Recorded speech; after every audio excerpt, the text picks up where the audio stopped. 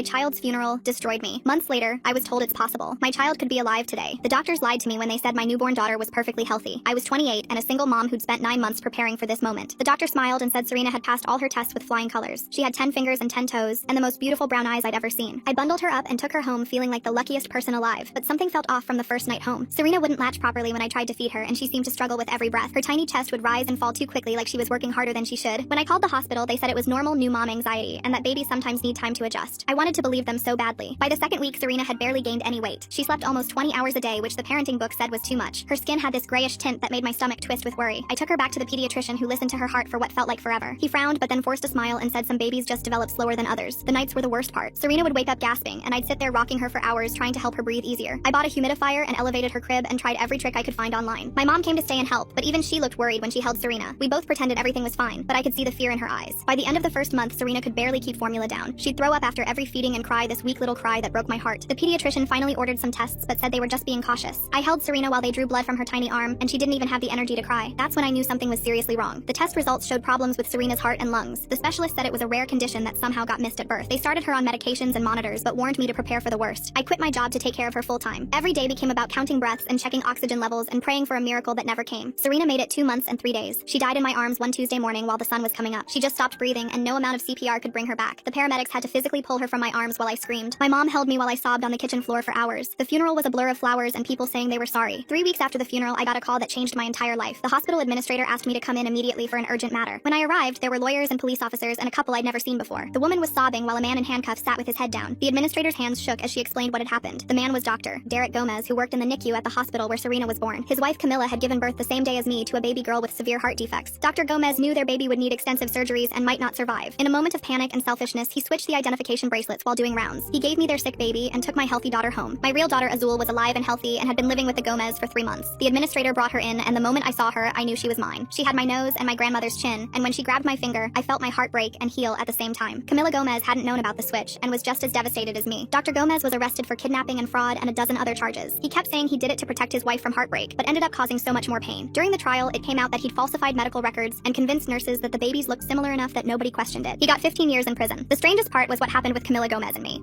We should have hated each other, but instead we bonded over our shared grief. She'd lost the baby she thought was hers, just like I'd lost Serena. We started meeting for coffee and talking about how to move forward. She helped me learn about Azul's first 3 months, and I told her about Serena's final days. Now Azul is 2 years old and thriving. Camilla is her godmother, and we see each other every week. Sometimes we talk about Serena and the 3 months of love I gave her. Camilla says I gave her daughter the gift of being cherished in her final days instead of passing alone in a hospital. I'm still angry about what Dr. Gomez stole from me, but Camilla and I are raising Azul together now, and she has 2 moms who will never let her doubt how loved she is.